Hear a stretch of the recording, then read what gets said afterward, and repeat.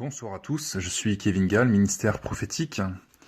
Alors on va reprendre les vidéos d'enseignement et là ce soir, donc nous sommes le 1er mars 2017, je voulais faire une vidéo d'enseignement sur les exigences d'une prière efficace. Pourquoi? Eh bien tout simplement parce que beaucoup de personnes sur terre cherchent Dieu, même dans la prière, et malheureusement ils ne voient pas leur prière être exaucée. Tout simplement parce qu'ils ne respectent pas des pratiques et des lois spirituelles clairement décrites et expliquées dans la Bible.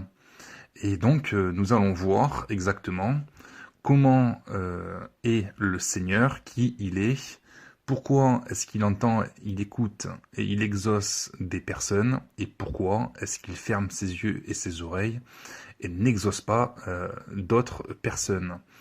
Alors, vous allez voir, il y a différents points à noter, et on va commencer tout de suite par le premier point. Donc, tout simplement, Dieu cache sa face des méchants, et au contraire, il aura davantage tendance à se tourner vers ceux qui pratiquent sa justice, ceux qui l'aiment et le cherchent d'un cœur droit et pur, et ceux qui sont tournés à faire le bien, d'une manière générale.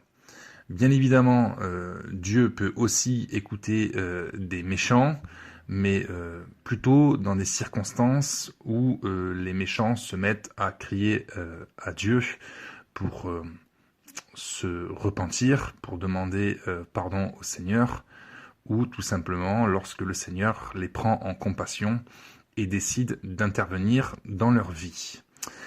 Alors, la première des conditions, c'est tout simplement, pour être exaucé, pour être entendu, être exaucé, il faut se tenir dans la piété. La Bible dit que l'homme saint et l'homme juste est entendu et exaucé par le Seigneur, et cela nécessite donc de ne pas faire le mal, mais en plus, cela nécessite de faire le bien, et je précise, de faire le bien selon Dieu, selon les voies de Dieu. Pourquoi? Parce que beaucoup de personnes disent par exemple « oui mais je fais le bien, je fais ceci, je fais cela », mais en vérité le bien qu'ils disent ce n'est pas forcément le bien selon Dieu. Par exemple, si je pratique du magnétisme et que je cherche à faire du bien aux gens en les guérissant avec de la magie blanche, eh bien aux yeux de Dieu je fais le mal. Tout simplement parce que la magie est une voie inappropriée. Ce n'est pas une voie qui vient de Dieu. Là je vous renvoie à d'autres vidéos plus bas, dans les enseignements par exemple, la vidéo de la magie à la puissance de Dieu, où vous comprendrez que Dieu et la magie, ça fait deux. Donc, mon point numéro 1 est, pour être exaucé, il faut se tenir dans la piété, être saint et juste, ne pas faire le mal et faire le bien selon Dieu. Parce que Dieu n'écoute pas les prières de tout le monde, il regarde surtout au cœur pour répondre qu'à ceux qui sont vraiment sincères envers lui et qui craignent son saint nom. Et donc j'aimerais commencer cet enseignement avec un passage dans Ésaïe, chapitre 59. Non, la main de l'Éternel n'est pas trop courte pour sauver, ni son oreille trop dure pour entendre, mais ce sont vos crimes qui mettent une séparation entre vous et votre Dieu. Ce sont vos péchés qui vous cachent sa face et l'empêchent de vous écouter. Donc voici un passage qui est très connu dans le monde chrétien, dans les églises. Normalement, si vous êtes chrétien, vous êtes enseigné et vous avez déjà entendu ou lu ce passage qui synthétise tout simplement qui est Dieu et ce que fait Dieu, dans quelles circonstances il agit et dans quelles circonstances il n'intervient pas. Donc non, la main de l'Éternel n'est pas trop courte pour sauver, ce qui veut dire que Dieu peut très bien intervenir dans n'importe quelle situation pour la régler. Mais son problème, c'est tout simplement qu'il faut que les hommes se détournent du mal et fassent le bien. Ni son oreille trop dure pour entendre, mais ce sont vos crimes qui mettent une séparation entre vous et votre Dieu. Il y a quelque chose qui met une séparation entre l'homme et Dieu, c'est le péché. Ce sont vos péchés qui vous cachent sa face et l'empêchent de vous écouter. Alors peut-être que toi, c'est la première fois que tu entends un prédicateur de l'évangile prêcher, et tu te dis, mais c'est quoi le péché exactement? Eh bien, le péché, ce sont la transgression ou une transgression d'un commandement de Dieu. Les péchés, c'est quand on transgresse des commandements de Dieu.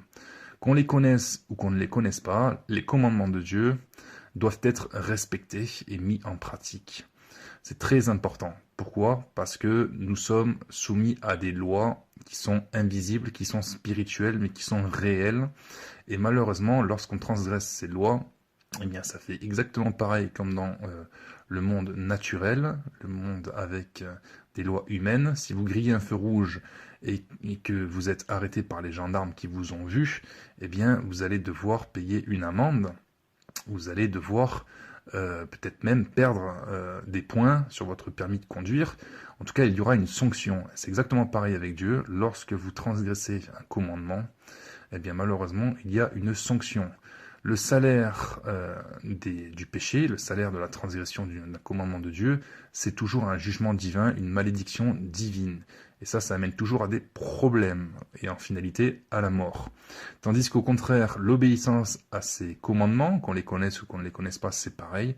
Quand on obéit à un commandement de Dieu, le salaire, ce qu'on récolte de ça, eh bien, c'est tout simplement la bénédiction. Et les bénédictions de Dieu apportent toujours la joie, la paix et, grosso modo, la vie. En finalité, la vie.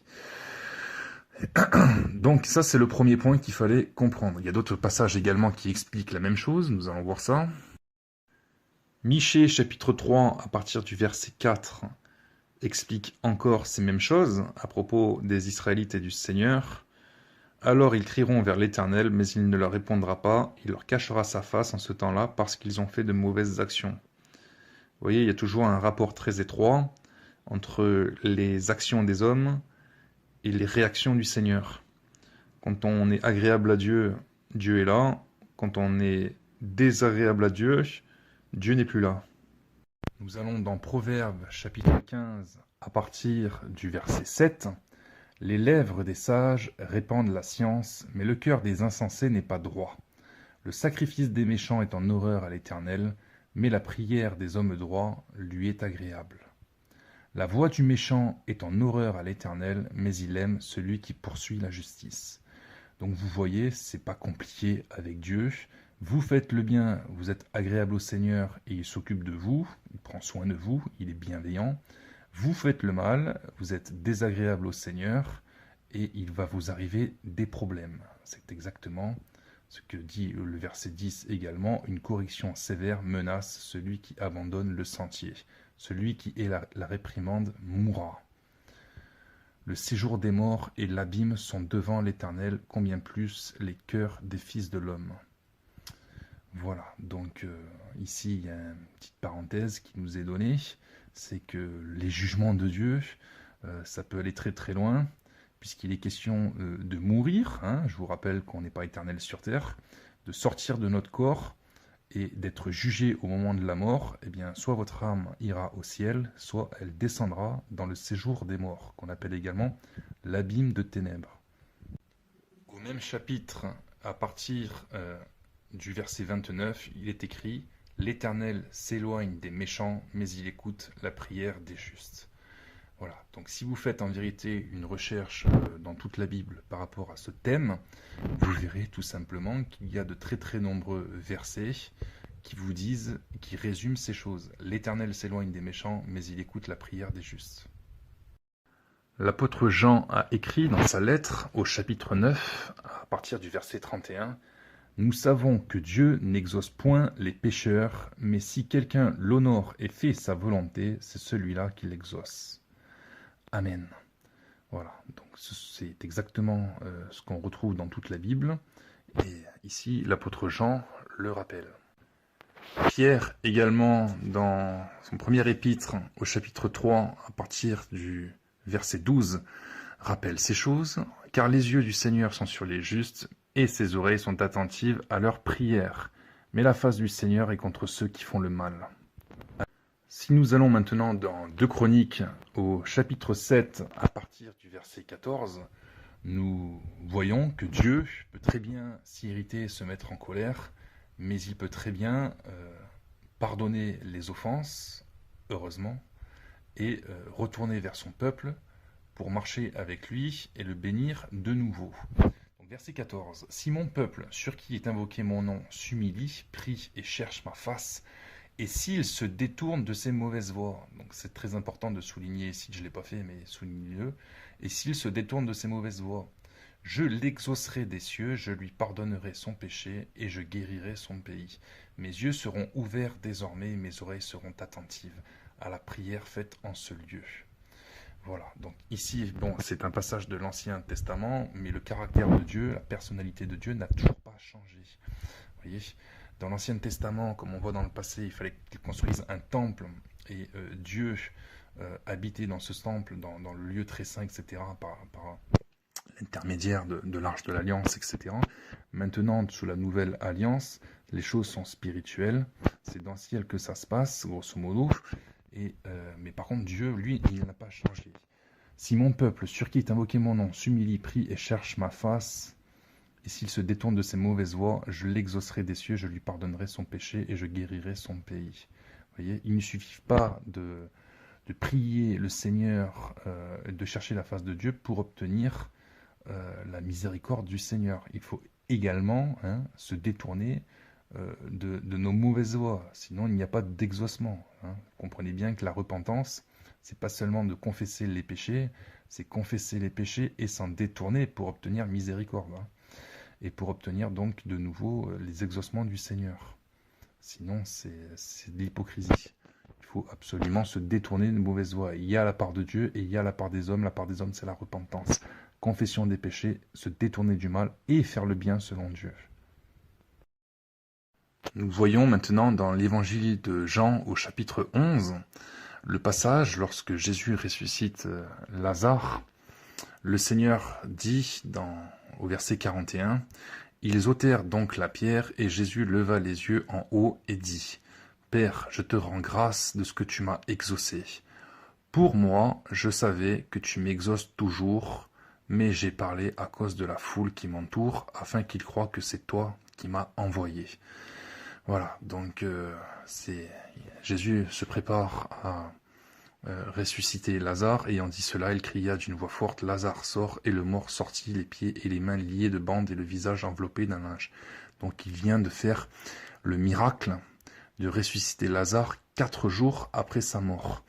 Donc ça, c'est pas une invention, c'est pas un mensonge, c'est pas une légende, quelque chose qui n'a jamais existé. Non, non, c'est un fait réel, c'est un témoignage. Là, je signale que les évangiles, c'est aussi un recueil de témoignages. Et ça, c'est une vérité, c'est une réalité. Le Seigneur Jésus a été exaucé par le Père, tout simplement parce que le Seigneur était à 100% en communion avec le Père, et il était agréable à Dieu. Il était sans péché, donc forcément, il avait tous les bons points de son côté pour être exaucé par le Seigneur et accomplir des miracles extraordinaires. Et pendant que j'étais en train de vous parler de Jésus, le Saint-Esprit m'a mis à cœur le passage de Moïse, Exode chapitre 33, au verset 17. « L'Éternel dit à Moïse, je ferai ce que tu me demandes, car tu as trouvé grâce à mes yeux et je te connais par ton nom. » Voilà, donc le mot « car » c'est une conjonction de coordination. Je ferai ce que tu me demandes, car, parce que, tu as trouvé grâce à mes yeux et je te connais par ton nom. Comment on fait pour trouver grâce aux yeux de Dieu? Comment on fait pour être connu de Dieu? Eh bien, Moïse était fidèle et intègre dans toute la maison de Dieu. Ça veut dire qu'il était fidèle et intègre dans son ministère, dans son appel, dans l'obéissance au commandement du Seigneur. Et parce qu'il était obéissant, à cause de sa piété, le Seigneur l'a exaucé. Être exaucé à cause de la piété, c'est un terme qu'on retrouve également dans Hébreux au chapitre 5. À partir du verset 7, Paul a écrit, en parlant de Jésus, « C'est lui qui, dans les jours de sa chair, ayant présenté avec de grands cris et avec larmes des prières et des supplications à celui qui pouvait le sauver de la mort et ayant été exaucé à cause de sa piété, a appris, bien qu'il fût fils, l'obéissance par les choses qu'il a souffertes, etc., etc. » Le Seigneur a été exaucé à cause de sa piété. Les serviteurs de Dieu sont exaucés par Dieu à cause de leur piété. S'il faut se rendre pieux, s'il faut se sanctifier, c'est aussi pour être entendu par Dieu et être exaucé par Dieu. Vous comprenez, il y a toujours des bons points à se sanctifier. Il y a une raison, Dieu est saint. Donc il est évident que si on veut s'approcher de Dieu, il faut se sanctifier. C'est logique. Si on veut être agréable au Seigneur et si on veut obtenir des bénédictions de Dieu, des faveurs de Dieu, des bénédictions surnaturelles, des protections surnaturelles, etc., il faut se sanctifier. Nous allons maintenant aborder le deuxième point pour être exaucé par le Seigneur, entendu et exaucé par le Seigneur. Donc on va aller dans Marc chapitre 11. Ici nous avons une clé à partir du verset 25. Et lorsque vous êtes debout faisant votre prière, si vous avez quelque chose contre quelqu'un, pardonnez, afin que votre Père qui est dans les cieux vous pardonne aussi vos offenses. Mais si vous ne pardonnez pas, votre Père qui est dans les cieux ne vous pardonnera pas non plus vos offenses. Je relis. Et lorsque vous êtes debout faisant votre prière, si vous avez quelque chose contre quelqu'un, de l'amertume, du ressentiment, de la rancœur, un sentiment de vengeance, de la colère, il nous est commandé de pardonner afin que Dieu, notre Père, qui est dans les cieux, nous pardonne aussi nos offenses. Mais si vous ne pardonnez pas, votre Père qui est dans les cieux ne vous pardonnera pas non plus vos offenses. Autrement dit, ça ne sert à rien de prier.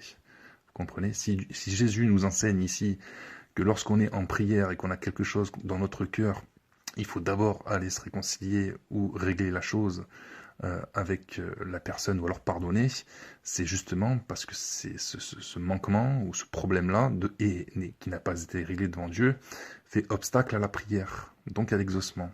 Voyez, d'où l'importance de vraiment pardonner, parce que malheureusement, le non-pardon fait obstacle à la prière et dans le cadre de la délivrance, ça peut faire également obstacle à la délivrance. Donc les démons, ils ont encore des droits dans le corps de la personne si cette personne en question ne pardonne pas les offenses qu'on lui a faites. Et surtout celui qui lui a fait du mal. Vous voyez, donc dans toute la Bible aussi, ça c'est enseigné de pardonner pour pouvoir être libéré. Et maintenant on le voit, pour pouvoir être exaucé.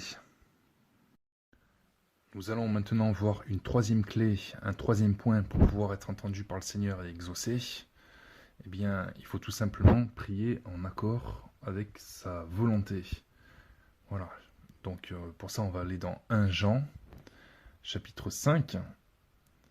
Et on va commencer à partir du verset 13. « Je vous ai écrit ces choses afin que vous sachiez que vous avez la vie éternelle, vous qui croyez au nom du Fils de Dieu. » C'est-à-dire Jésus-Christ.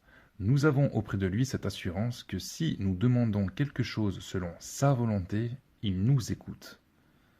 Et si nous savons qu'il nous écoute, quelque chose que nous demandions, nous savons que nous possédons la chose que nous lui avons demandée.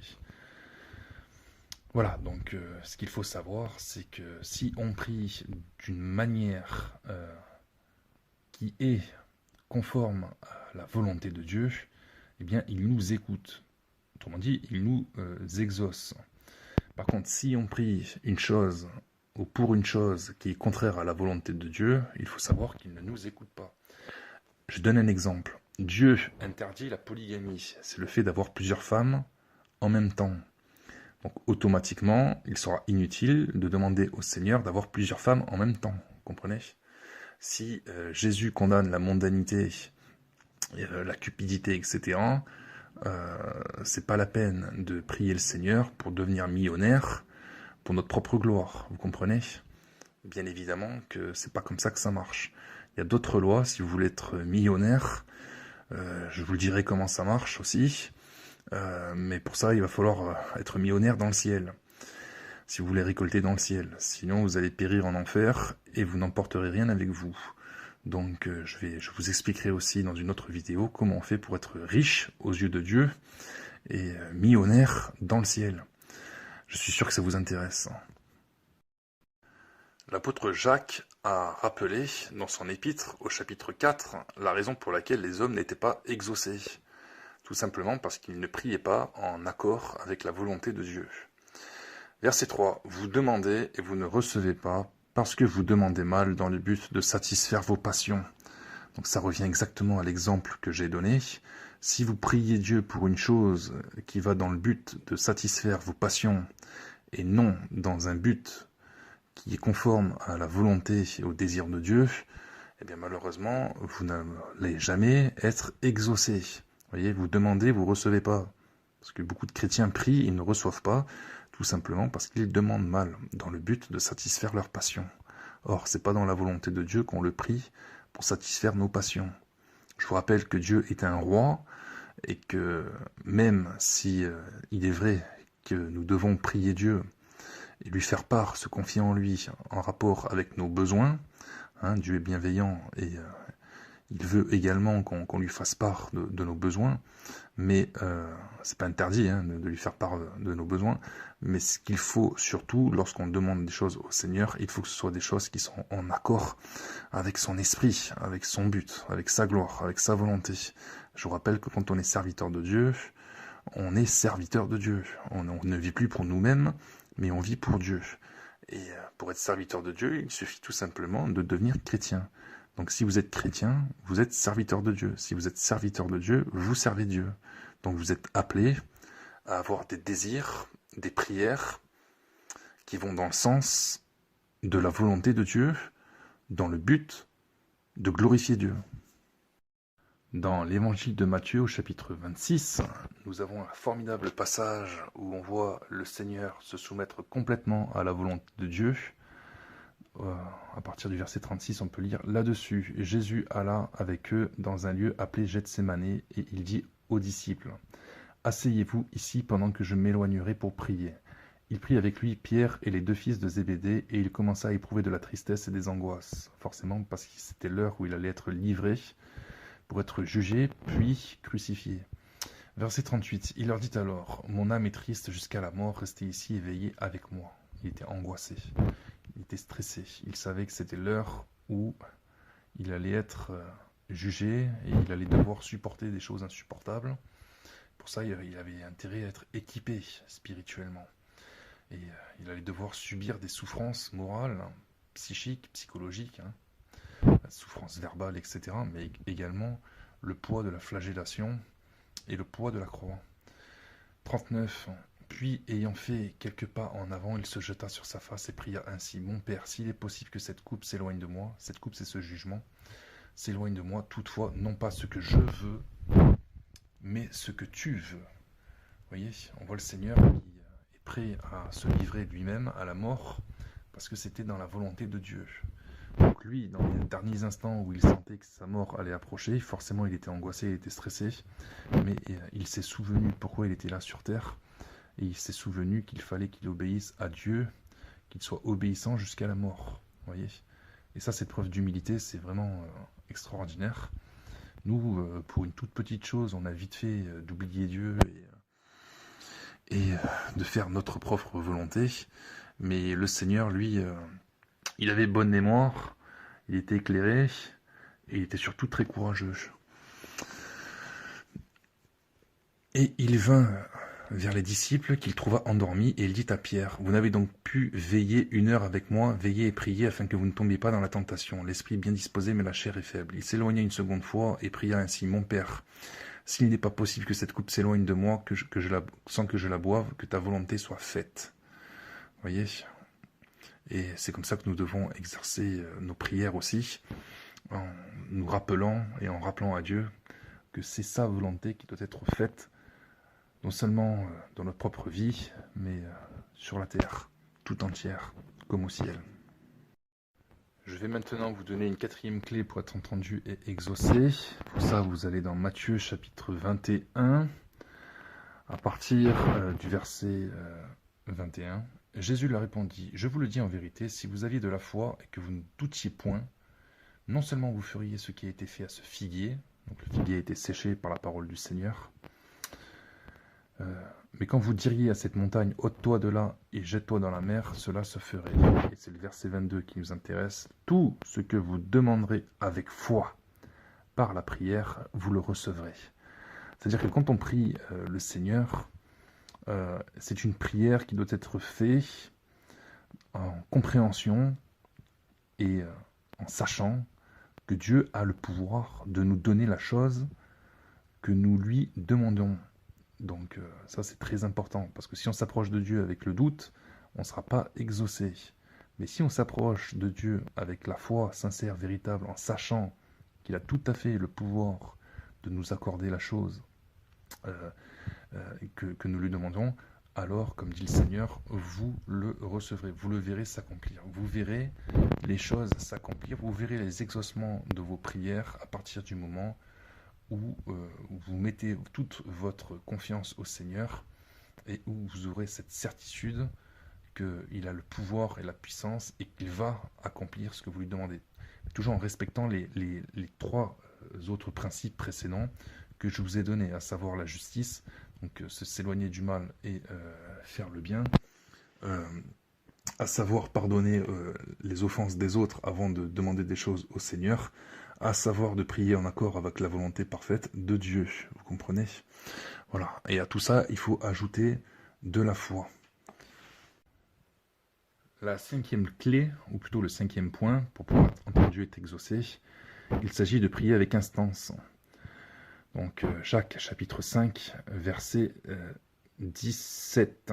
Élie était un homme de la même nature que nous, il pria avec instance, pour qu'il ne plût point, et il ne tomba point de pluie sur la terre pendant 3 ans et 6 mois.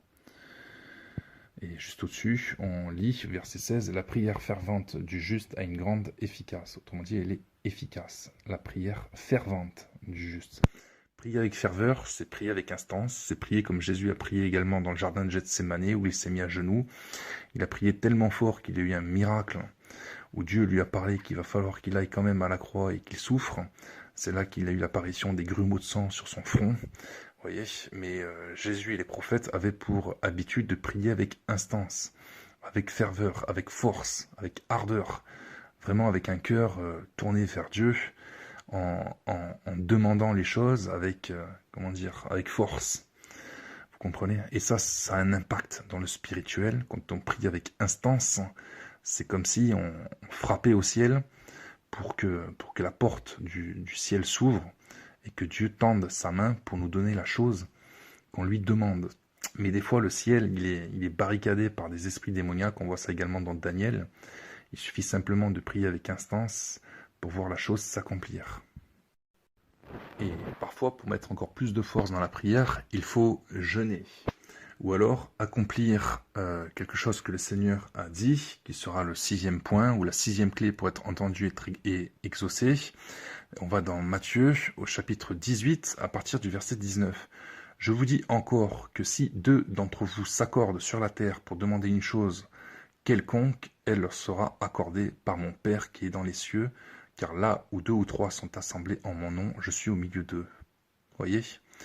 Donc encore une clé, ce qu'il faut savoir, c'est quand vous avez du mal à être exaucé, malgré le fait d'avoir respecté les points et les clés précédentes, eh bien il suffit d'appeler un frère ou une sœur dans le Seigneur qui marche dans la volonté de Dieu, qui se sanctifie, etc., qui craignent vraiment le Seigneur, pour s'accorder avec lui ou avec elle dans la prière. Vous voyez, c'est pas pour rien si on fait des réunions d'intercession, etc., ou si on est à plusieurs à prier pour la même cause, tout simplement parce que ça a un impact dans le spirituel, ça a un impact dans le ciel. Dieu a davantage, il reçoit davantage de prières, donc automatiquement, il va tendre son oreille. C'est un mystère, mais en même temps c'est une logique implacable. Imaginez bien que Dieu a des oreilles, donc plus il entend de prières monter à ses oreilles pour la même cause, plus il va considérer les cœurs d'une multitude, et donc il va chercher à considérer les attentes, à répondre aux attentes d'une multitude. C'est dans l'intérêt de Dieu que d'écouter une multitude pour que, après, la multitude se glorifie le Seigneur lorsqu'ils sont exaucés. Alors, dernier point ou dernière clé pour être entendu par le Seigneur et être exaucé, on va dans Jean chapitre 14 à partir du verset 12. En vérité, je vous le dis, c'est le Seigneur qui parle, celui qui croit en moi fera aussi les œuvres que je fais et il en fera de plus grandes parce que je m'en vais au Père. Et c'est le verset 13 qui nous intéresse, et tout ce que vous demanderez en mon nom. Donc il faut demander les choses au nom du Seigneur Jésus. Je le ferai afin que le Père soit glorifié dans le Fils. Si vous demandez quelque chose en mon nom, je le ferai. Amen. Pour savoir qui est le Père, il faut tourner nos regards vers le Fils. Et il est important que Dieu le Père continue de rendre le témoignage que Jésus est le Fils de Dieu sur la terre, tout simplement en exaucant des prières au nom du Seigneur Jésus. Si on chasse les démons au nom de Jésus, s'il n'y a que en son nom qu'on arrive, qu'on parvient à les chasser, c'est bien pour prouver au monde entier que Jésus c'est le Fils de Dieu envoyé par le Père. Vous comprenez? Puisque Jésus a dit « Nul ne vient au Père que par moi ». Donc c'est bien une preuve sûre et certaine que Jésus est le Fils de Dieu si on ne parvient à chasser les démons qu'en son nom. Hein, vous voyez? Autrement, c'est une supercherie, ou alors les démons ne sortent pas du tout, ils font semblant de sortir. Mais quand vous avez véritablement des démons qui sortent et que les personnes sont délivrées au nom de Jésus, c'est une preuve suffisante que Jésus est le sauveur des hommes envoyé par Dieu le Père. Vous comprenez? C'est comme ça. C'est comme ça que les choses sont établies dans les cieux et sur la terre. C'est comme ça qu'il faut les comprendre et qu'il faut les respecter. Donc, pour résumer et conclure cette vidéo, je vous appelle donc à méditer sur ces différents points, sur ces différentes clés que je vous ai données pour être entendu et exaucé par le Seigneur, à savoir marcher selon la vérité et la justice de Dieu, se détourner du mal et faire le bien, pardonner aux autres les offenses afin que le Seigneur nous pardonne, donc nous écoute et nous exauce. Il faut aussi prier en accord avec la volonté de Dieu. Il faut être persévérant dans la prière. Il faut prier avec foi, avec la certitude que Dieu a le pouvoir de nous donner ce que nous lui demandions. Il faut également prier au nom du Seigneur Jésus, soit avec insistance, avec instance, avec force, soit par l'intermédiaire de jeûnes pour donner plus de poids à nos prières, soit en faisant appel à d'autres chrétiens pour prier et intercéder ensemble. Voilà, donc ça ce sont des astuces. Si vous mettez toutes ces clés, tous ces points en pratique, je dis bien qu'il est impossible que vous ne soyez pas exaucé. Voilà, donc vous serez obligatoirement exaucé tout simplement parce que c'est la loi de Dieu, et la loi de Dieu elle est immuable, elle est claire, nette, précise, ça ne changera jamais, elle est éternelle. Donc si vous respectez, si vous mettez en pratique ces clés, ces points, c'est sûr que vous serez exaucé. Si vous n'êtes pas exaucé, c'est forcément parce que vous n'avez pas respecté ces points ou ces clés que je viens de vous donner gratuitement. Voilà, soyez bénis, on se retrouve pour une prochaine vidéo d'enseignement. À très bientôt.